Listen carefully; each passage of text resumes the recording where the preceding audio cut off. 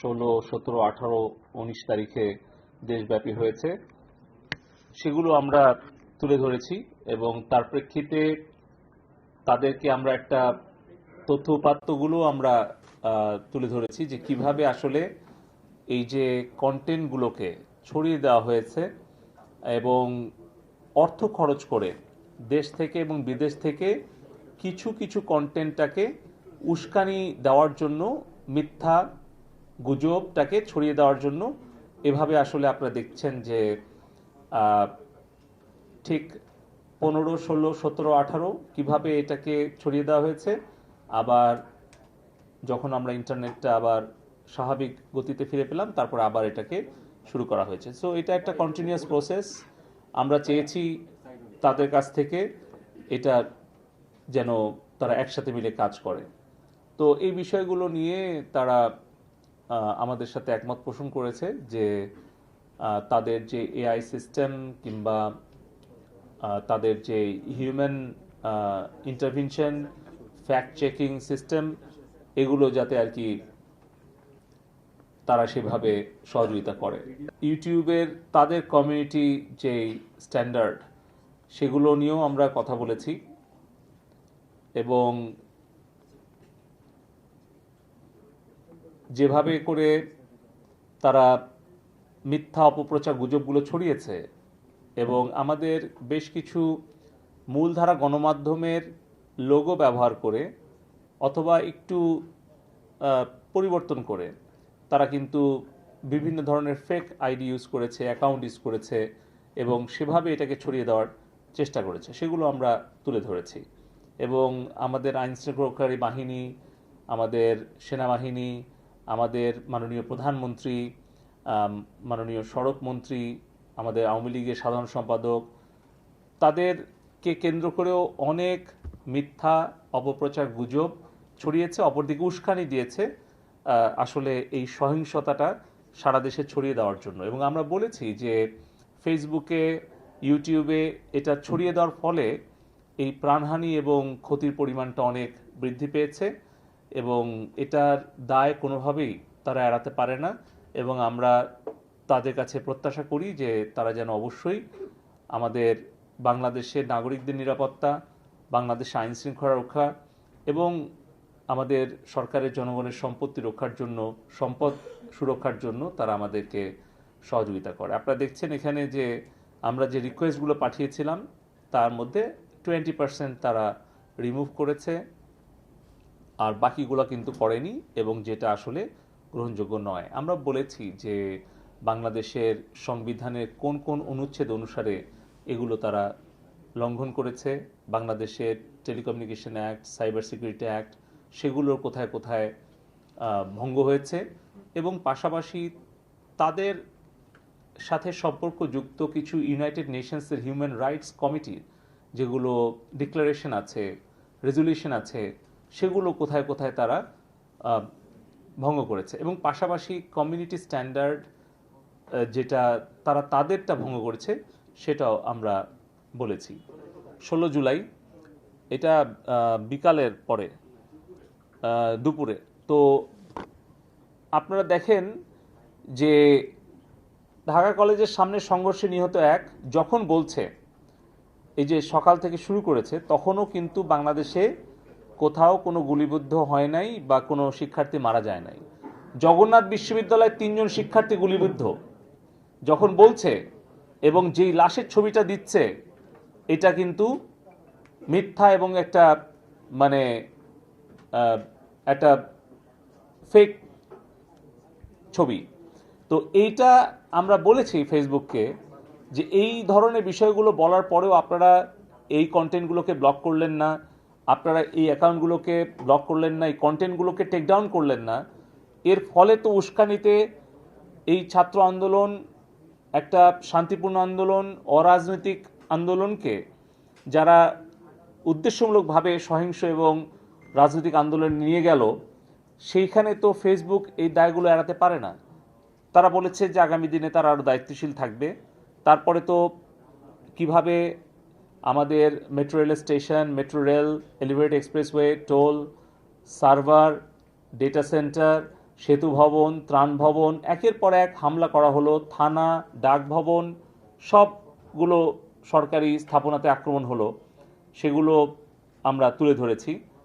এই যে তারেক জিয়ার ভেরিফাইড পেজ থেকে যে কিনা সাজাপ্রাপ্ত, যে কিনা পলাতক, এই ধরনের কোনো পলাতক এবং যদি কোনো কেউ মানে এই ধরনের পোস্ট দেয় যে কিনা বলছে সরাসরি আমাদের মাননীয় প্রধানমন্ত্রীকে উদ্দেশ্য করে, সে বলছে হাসিনার খুনি বাহিনী আমাদের সন্তানদেরকে রাজপথে হত্যা করেছে, আপনারা বলেন এই প্রথম লাইনটা কোন কমিউনিটি স্ট্যান্ডার্ডে পড়ে?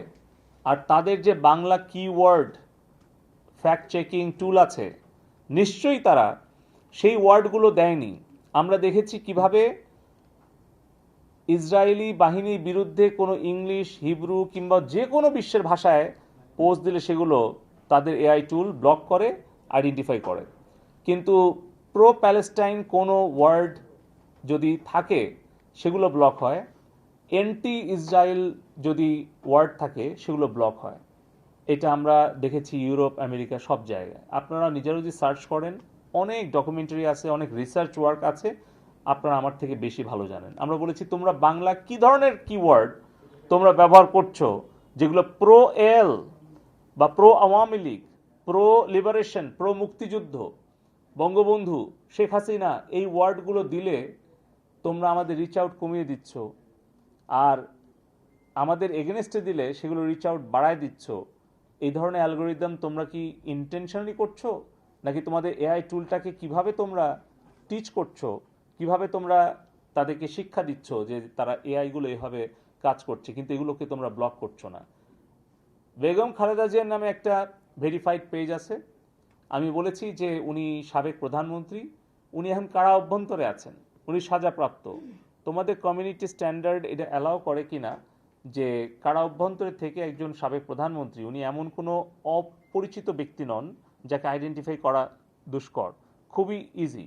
তো সেটা আসলে এভাবে চলতে পারে কিনা, বা এই ধরনের উস্কানি আমরা মানে মেনে নিতে পারি কিনা। আমরা বলেছি যে এটা বিটিআরসির টেলিকম ল, সাইবার সিকিউরিটি ল, এবং সাম্প্রতিক সময়ে হাইকোর্টে একটা রিট হয়েছিল, সেই রিটে যে অর্ডার দিয়েছিল হাইকোর্ট থেকে, সেটাতেও আমরা বিটিআরসি বাধ্য এই কন্টেন্টগুলোকে রিমুভ করানোর জন্য, ব্লক করার জন্য, টেকডাউন করার জন্য আমরা সোশ্যাল মিডিয়ার সাথে যোগাযোগ করতে আমরা বাধ্য, এবং সেটাই আমরা করছি কোর্টের আদেশে। তাহলে বাংলাদেশের কোর্টের আদেশ তোমরা কেন মানছো না? এই ব্যক্তিগুলো আপনাদের কাছে পরিচিত, এরা দেশের বিরুদ্ধে নিয়মিতভাবে তারা চক্রান্তে লিপ্ত, এবং এরা ইলিয়াস হোসেন, ডক্টর কনক সারোয়ার, পিনাকি ভট্টাচার্য, জাহিদ এফ সর্দার, গোলাম মাওলা রনি, এরা কিন্তু প্রতিনিয়ত গুজব, মিথ্যা অপপ্রচার করেই যাচ্ছে দেশের বিরুদ্ধে, সরকারের বিরুদ্ধে, জনগণের বিরুদ্ধে। আমরা এদের লিস্ট সহ আমরা দিয়েছি এবং তাদের কন্টেন্ট সহ দিয়েছি, যেন পরে তারা অস্বীকার করতে না পারে। তাদের রেসপন্ড পার্সেন্টেজ খুবই লো, টোটাল 13%। আমরা যে রিকোয়েস্টগুলো পাঠিয়েছিলাম এবং তাদের স্বয়ংক্রিয়ভাবে যেটা করার কথা সেটাও তারা করেনি। আপনারা দেখছেন যে এখানে মিস ইনফরমেশন কীভাবে ছড়ানো হয়েছিল। টিকটকে তারা প্রচার করতে চেষ্টা করেছিল কিছু সংঘবদ্ধ সন্ত্রাসী, দেশবিরোধী, হত্যাকারী সন্ত্রাসীরা। তারা কারণটা দেখুন যে এখানে বলছে যে বিজিবিতে ভারতীয় সৈনিকের উপস্থিতি, বাস্তব প্রমাণ দেখলেন তো। তো এখানে বিজিবির একজন সদস্যকে দেখানো হচ্ছে, সে আসলেই আমার মনে হচ্ছে এখানে একটা মাইক্রোফোনের মতো মনে হচ্ছে, এটা কাছে থেকে দেয়, ওই যে নীল একটা ও ওইটা অ্যারো না, হ্যাঁ। তো যাই হোক, মানে এই ছবিটা দিয়ে যারা দুষ্কৃতিকারী এবং অপপ্রচারকারী, গুজব সৃষ্টিকারী, তারা বলছে আপনি চিন্তা করেন এরকম ধরনের মানে মিথ্যা একটা তথ্য এবং উপাত্ত তারা ছড়িয়ে দিচ্ছে, বলছে যে বিজিবিতে ভারতীয় সৈনিকের উপস্থিতি, বাস্তব প্রমাণ দেখলেন তো। আপনি বলেন যে কোন হিসাবে? এটা অলরেডি কিন্তু ওখানে দেখা যাচ্ছে 31,000, ওইটা কিন্তু লাইক হয়ে গেছে, কমেন্টস আসছে 272টি, শেয়ার হয়েছে 2400টি। চিন্তা করেন তাহলে কিভাবে এই মিথ্যা তথ্যটা ছড়িয়ে গেল অল্প সময়ের মধ্যে। আমরা এই কন্টেন্টগুলোকেই ব্লক করতে বলেছি, এই অ্যাকাউন্টগুলোকেই আমরা ব্লক করতে বলেছি, যেটা বাংলাদেশের আইন, বাংলাদেশের সংবিধান এবং টিকটকের নিজস্ব কমিউনিটি স্ট্যান্ডার্ডের ভায়োলেশন। এবং তারা এটা রেসপন্ড করেছে এবং দ্রুত তারা এটা ব্লক করেছে। আমরা তাদের ব্যাখ্যায় এবং তাদের যে সহযোগিতা কার্যক্রমে আমরা সন্তুষ্ট হয়েছি। এবং কেন তারা পারলো, কেন ফেসবুক পারলো না, এটারা আমাদের কাছে যেটা মনে হয়েছে, আমরা জিজ্ঞেস করেছিলাম যে এই 14 থেকে 24 এই 10 দিন তারা এত দ্রুত রেসপন্ড করলো কীভাবে এবং কীভাবে এত কন্টেন্ট, আনুমানিক প্রায় 7 লাখের ওপরে কন্টেন্ট কিন্তু টিকটক টেক ডাউন করেছে আনুমানিক। এবং আমাদের প্রায় 350-র উপরে আমাদের রিকোয়েস্ট তারা কিন্তু অ্যাকসেপ্ট করেছে। সো আমরা দেখলাম যে আসলে তারা যেটা করেছে, তাদের ফ্যাক্ট চেকিং যে ফার্ম, তারা তখন এটাকে ডাবল করেছে। তারা তাদের এআই যে টুল, সেটা আবার তারা কিউরেটেড করেছে এবং তারা বাংলাদেশের এই সাম্প্রতিক সিচুয়েশনটা তারা এমার্জেন্সি সিচুয়েশন হ্যান্ডলিংয়ের জন্য তারা এমার্জেন্সি এফোর্ট দিয়েছে এবং তাদের রিসোর্সটাকে তারা স্কেল আপ করেছে।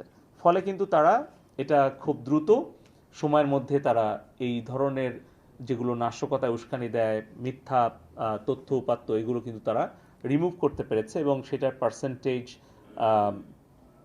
মানে অলটুগেদার 67%-এর উপরে। তবে 18 তারিখে যেটা আসলে মূল উৎস ছিল, আপনারা জানেন যে যেই দিন আসলে ঘটনাটা খুব দ্রুত গুজবটা ছড়াচ্ছে, সেই দিন কিন্তু তারা 100% আর কি টেক ডাউন করেছে এবং রেসপন্ড করেছে।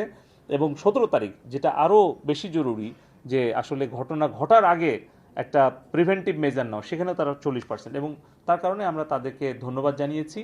বাংলাদেশের স্পেসটাকে, আমরা সাইবার স্পেসটাকে সকলের জন্য উন্মুক্ত রেখেছি, আমরা উন্মুক্ত রাখতে চাই এবং আমরা চাই তাদের আরও নতুন বিনিয়োগ বাংলাদেশে হোক, সেটা প্রযুক্তিগত বিনিয়োগ, আর্থিক বিনিয়োগ, এবং পাশাপাশি বাংলাদেশে যাতে তাদের ডেটা সেন্টার, তাদের ডেভেলপমেন্ট সেন্টার, আর&ডি সেন্টার এবং অফিসটা যাতে ওপেন করে, যাতে আমরা বাংলাদেশ থেকে তাদেরকে সহযোগিতা করতে পারি, বাংলাদেশের ব্যবসা তারা বাড়াতে পারে। পাশাপাশি বাংলাদেশের অনেক ক্ষুদ্র মাঝারি উদ্যোক্তা আছেন, ফ্রিল্যান্সার আছেন, F commerce, e commerce, digital commerce উদ্যোক্তা আছেন, তারা কিন্তু এই সকল প্ল্যাটফর্মের উপরে অনেকটা নির্ভরশীল।